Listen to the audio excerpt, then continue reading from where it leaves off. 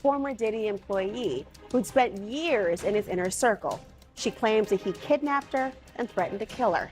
This P. Diddy situation is crazy, and this is everything you need to know about it from a licensed mental health counselor, certified trauma hypnotherapist, and somebody who professionally interprets dreams, meaning that I'm pretty in touch with the subconscious mind of individuals. And you all have been asking me nonstop to give you my personal opinion and update about the P. Diddy situation from a psychology perspective. And here's the thing.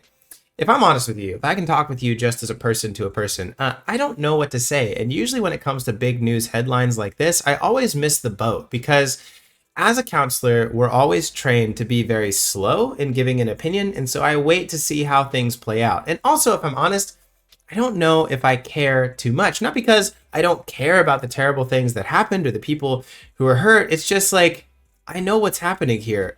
I've seen this story play out. Why am I going to be interested? But that's a privilege that I have as a counselor that I'm sure a lot of people on the other side of their phone screens do not. And so I'm here to talk to you about the way that I conceptualize these things and what I think. Now, I'm not a news anchor, and so I'm going to toss it over to a news anchor here who does a much better job than me.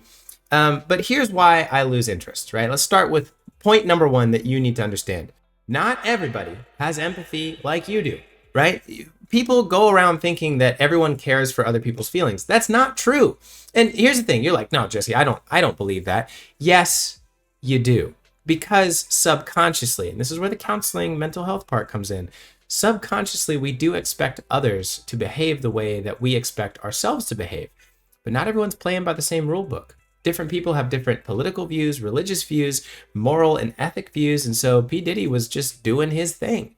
Right? And so clearly you can see by the things that P. Diddy has done, he does not care for the safety, health, and well-being of others in the same way that he cares for himself. Now, I'm not going to diagnose anybody. That would be wildly inappropriate, but let's look at some case examples, right? Other very intense situations like sociopaths, psychopaths, serial killers, they derive pleasure from the harm of others. And there's a lot of people who live that way. I mean, a lot is a relatively amorphous term, but statistically significant, there are individuals who do not feel bad when other people feel bad. And in fact, that feeling of power makes them feel good. And that's the part that you need to understand. When you give somebody a gift on their birthday or Christmas or whenever, right? Whatever holiday you celebrate, it makes you feel a certain sense of well-being and pride. It's like, look, I made them happy. I feel good. But that's not how everybody's emotions work. Some people don't have that capacity to feel good when others feel good. We call that empathy. Now, we can also feel bad when others feel bad. And so that's the dark side of empathy, is a lot of times those people who are very empathetic or empathic actually struggle with a lot of very normal day-to-day activities because they carry around the weight of everybody else's problems on their shoulders. And listen, I'm looking right at you. I know who I'm talking to. I know this is you. And so we expect others to have that same type of pressure. But imagine a world where you didn't feel any kind of pressure. You didn't feel any kind of guilt or bad or weight of other people's stuff, other people's emotions. The only thing that really mattered to you was your own feelings. And key to those feelings is power. I think it was Friedrich Nietzsche, and I love reading philosophy. I know Friedrich Nietzsche is the one who talked about a will to power in his book Beyond Good and Evil, where he proclaimed, contrary to popular opinion, he proclaimed in a very somber and sad tone that God is dead and we have killed him. What he meant by that is, in the absence of being dictated what to do, people will live their life based on trying to accumulate power. And so you can see that with Diddy, especially because a individual who does not care about hurting others, and that doesn't make them feel bad, the thing that they're most motivated by is power. And you see this in interviews with individuals who are on the antisocial spectrum, right, who don't have empathy and who, get arrested for the things that they do. That feeling of power is what motivates and drives them. And it motivates and drives all of us. But if you combine that desire for power with empathy, well, you have people who are very driven by the power of being nice, right? You see philanthropic efforts. And that's where you see the devious nature of philanthropists who end up kind of colonizing, hurting, or manipulating those people that they're trying to help. And so I kind of lose interest here because it's a story as old as time. There are always be these kind of experiences in life where people are not going to play by the same rule book as you. And so P. Diddy, I feel, very much is an example of P. Diddy doesn't play by the same rule book you do. He believes himself to be a rock star. He believes that his own, power, wealth, influence, and good time is what should be driving his life. And so I want to give my little 2 cents here on somebody that I really respect and watch quite a bit. Philip DeFranco, someone that I like a lot. And so here's his coverage, just about 6 days ago of the latest updates with P. Diddy. And so I'll weigh in with my thoughts. But then, next up in big but very different news, we should talk about the biggest witness of Diddy's trial taking the stand and detailing patterns of violence, control, and abuse at the hands of Diddy. Remember, power is the play. Control, abuse. That is what is going to motivate somebody who is, clearly P. Diddy, but somebody who is even diagnosed with a situation where they can't feel that empathy. Witness is his ex, Cassie Ventura, who actually sued him back in 2023 at a case that was quickly settled, but then prompted dozens of other lawsuits. Yeah. She is also notably the woman who Diddy was seen beating in hotel surveillance footage from 2016 that was previously. Let's pause here and just say we're going to get into some pretty intense topics, and so if this video is not right for you, now may be a great time to click away. Then maybe watch a different video. Just because you don't want to watch this or these things hit a little too close to home for you does not indicate weakness. It just indicates a life experience that is a little too familiar. And so it's okay to protect yourself and to turn away from these kind of things right now. But for those who are interested and want to go through this, I'm excited to have this journey with you. Previously shared by CNN. And that footage was actually played in court, with Cassie then sharing her side of that incident yesterday. But they're saying that she had been participating in a freak-off that day, and she knew that she had to get out after Diddy allegedly became violent and hit her, giving her a black eye. But of course, as everyone saw in the hotel footage, after she left the hotel room, Diddy followed her to the elevator, with Cassie saying, "See, there's the feeling of loss of control, right? This person is leaving my domain of control, so I need to bring them back. How can I gaslight them, manipulate them, change their way of thinking to increase my place of power and position in their life and make sure to control this narrative?" It's all about control and power. And so you're seeing the techniques and tactics that are playing out here. The next thing I knew, I was just thrown to the ground. It was really fast. And when asked how many other times Diddy threw her to the ground like that, she claimed too many to count. Right, and that coming as the jury had already heard from a man who was working as a security officer at the time of the incident, with him claiming that he saw Cassie with a purple eye and that she was trying to leave, but Diddy would not initially let her. But also, and see, I think the mistake that a lot of people make, and I can't blame them for this mistake, like I get it, people try and reason. Right? They want to have a nice resolution. Like, let's come to an agreement. Let's have closure. And oh my gosh, if I could take one desire or one word away from trauma survivors, it's like, stop trying to get closure. Because here's the manipulative lie. When you are trying to get closure from someone who has hurt you, the lie has already been sunk in too far for you to get rid of. The truth about closure is that closure does not come from the other person. Closure comes from you. You can close whatever it is that you need to close. You do not need to have a conversation, a talk through more information from the other individual who hurt you. Closure is yours. The lie that these individuals will tell you is that you need them in order to have closure. That is just psychologically not true. So with this, she refused to call the police or answer questions, and that guard also said that Diddy held up a wad of cash for him that he believed was a bribe, but he turned down that money. In that hotel video, it was not the only time during Cassie's testimony where she alleged that Diddy was violent. Or they're noting that she met him when she was 19 and he was 37. He then signed her to his record. Again, power. If I'm older than you, I have more wisdom, I have more knowledge, right? I can manipulate this situation. I don't feel threatened. And so at the heart of this is a lot of fear. Individuals who live their life without empathy, with control, with power, there's always that fear that that power and control will be taken away from them. And so they must maintain absolute control and power over these situations that they're in. Label and began dating her within a few years. And with that, saying that by the time that she was 22, he had asked her to start doing freak-offs, which made her confused and nervous, but she also said she loved him. With her saying of their relationship, there were violent arguments that would usually result in some sort of physical abuse, dragging, different things of that nature. She also accused him of controlling her appearance and the way she dressed or did her nails, saying, "My appearance was very..." Classic. And so, a lot of times, we'll get to this later in this news segment, but a lot of times people wait for the right time to leave. They will ensure that there is never a right time to leave. And so that's another lie that's believed, is if I just wait for the right time. It's like people who try and quit smoking, quit vaping, or quit drinking alcohol. It's like, oh, well, it's been a really stressful week, so it's not the right time to quit. the right time will never happen. It's like the same thing with vacation. If you're waiting for work to let up so you can take a break and take a vacation, I guarantee you it's never going to happen. You just have to schedule that vacation, be like, hey, come hell or high water, I'm taking a break because this is not good for me. And so this threat, right? And I'm certainly not blaming. Like, I can't imagine what this individual has gone through, what she's gone through with Diddy. I'm not saying there aren't real dangers. Like, some people have not made it out with their lives from these situations, but just kind of to share, like, I'm trying to debunk some of the unconscious lies that I see as a counselor and a hypnotherapist who deals specifically with complex trauma like this, that people tell themselves. They'll also try and believe this other lie. And I gotta explain this for a minute.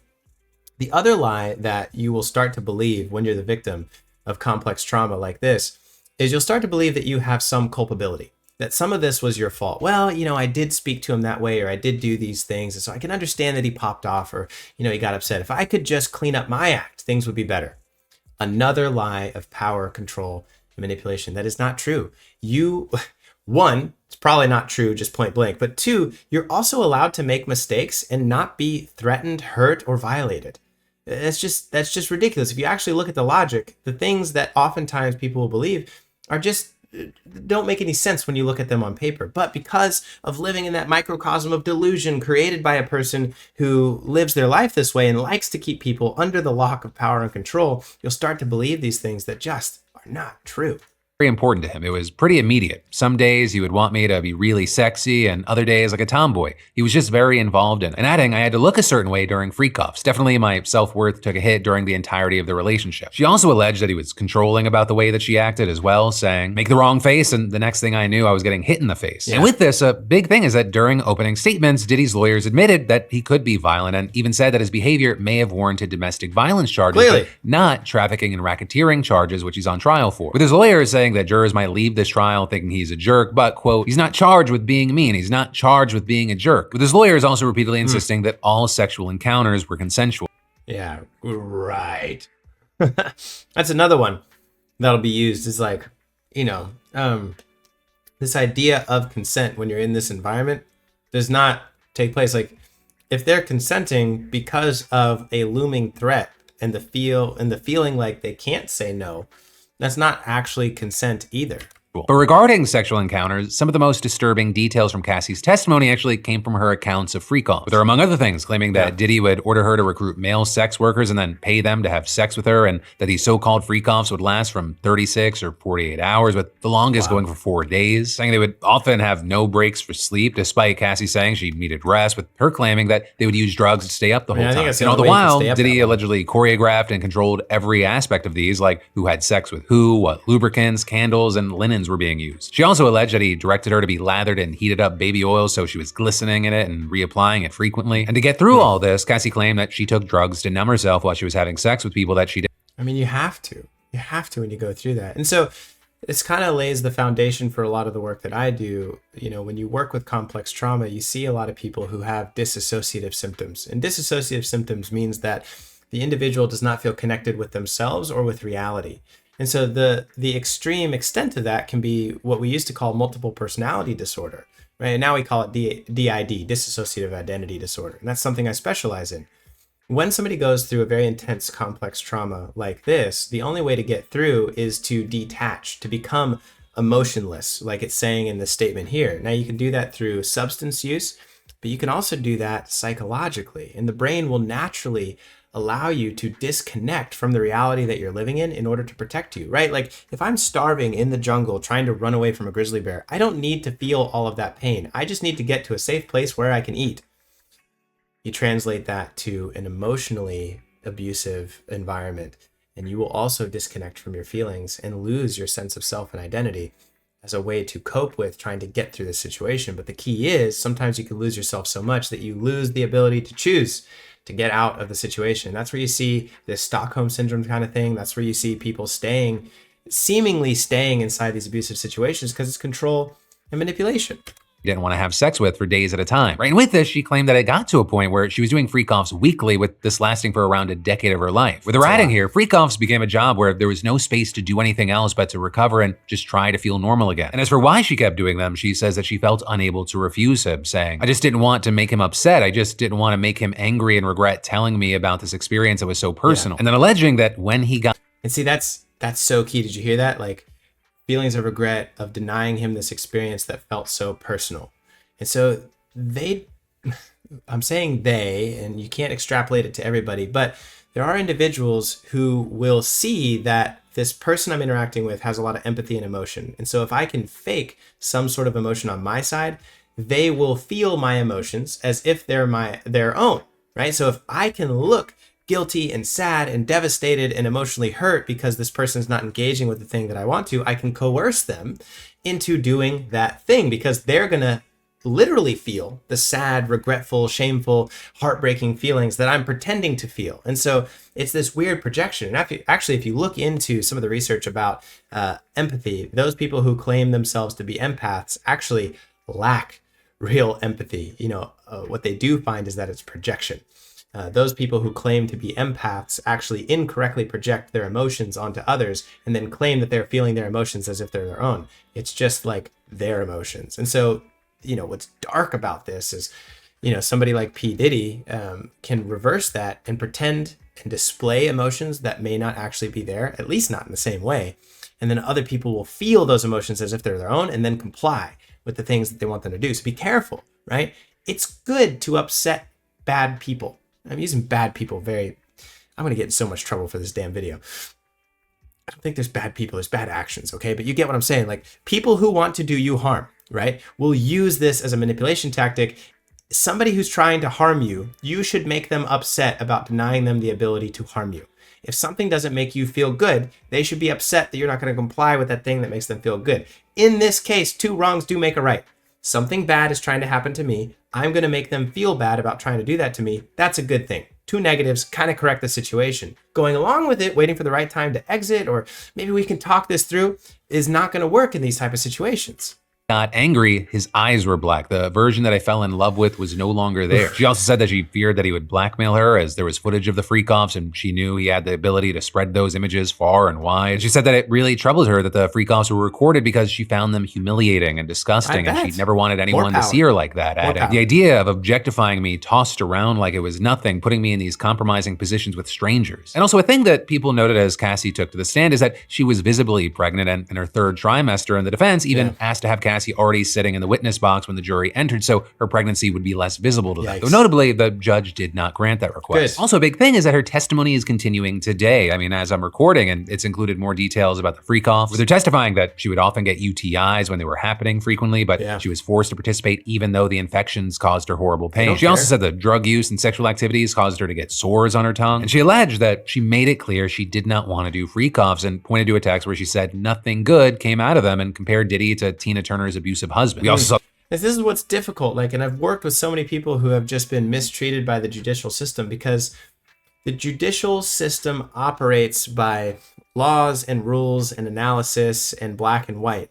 In these situations, without an appropriate psychology lens, things that look like consent, things that feel like, a willing participant, when you look at it, understanding the ways that fawn response, freeze response will happen in the face of trauma, look like this person was justified in their actions when really they were not. You have to show and demonstrate this system of abuse to say, hey, given this system of abuse and the power and threat that was looming over this individual's head, they did not have the ability to consent in that environment. Now, again, we're talking specifically about this case. This doesn't generalize to every case, but I have seen many cases like this of people not getting served right by the judicial system because it does not take into account some of the psychological nuance that happens in these situations. They're looking just at X, Y, and Z. It's not that, it is that cut and dry, but not if you look at the wrong details. Saw the subject of blackmail coming up again, with Cassie claiming that in one instance while they were on a plane together, Diddy pulled up videos of freak-offs and threatened to release them, which